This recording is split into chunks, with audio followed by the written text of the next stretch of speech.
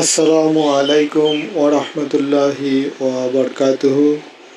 সকল প্রশংসা সেই মহান আল্লাহ পাক রব্বুল আলামিন, যিনি এই গোটা পৃথিবীর মালিক এবং সৃষ্টি জগতের মালিক।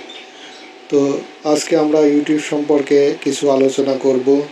চলুন গুরুত্বপূর্ণ আলোচনা স্ক্রিনে চলে যায়। তো ইউটিউবের শুরুতে আমি একটি ব্রাউজার বেছে নিয়ে সেখানে ঢুকে আমার চ্যানেলটাকে প্রবেশ করছি। চলুন দেখি। আজকে যে গুরুত্বপূর্ণ বিষয়টি আপনাদের সাথে শেয়ার করব, এজন্য প্রথমে আমি আমার চ্যানেলে আমি প্রবেশ করার চেষ্টা করছি এবং আপনাদেরকে একজন নতুন ইউটিউবার হলে কী পরিমাণে পরিশ্রম করতে হবে আর কিভাবে সফলতা অর্জন করবেন সেই ব্যাপারে আপনাদেরকে আমি জানানোর চেষ্টা করব ইনশাআল্লাহ। সর্বপ্রথম ইউটিউবের ভাষা আপনাকে বুঝতে হবে, এটা হচ্ছে সবচেয়ে গুরুত্বপূর্ণ কথা। ইউটিউব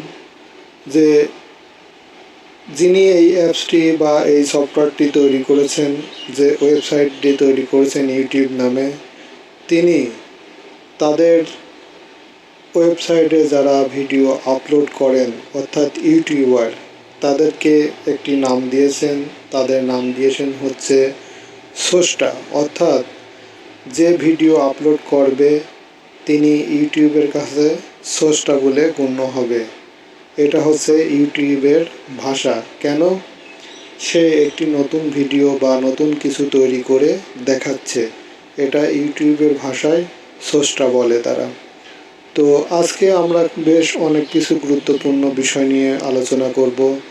আমি সর্বপ্রথম এই চ্যানেলটি খুলেছি 2015 সালে, কিন্তু যখন আমি চ্যানেলটি খুলি তখন আমার এত ধ্যান ধারণা ছিল না।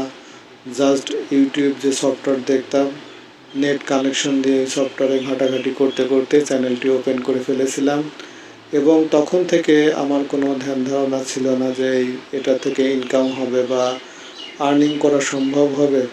তো আমি কি করলাম,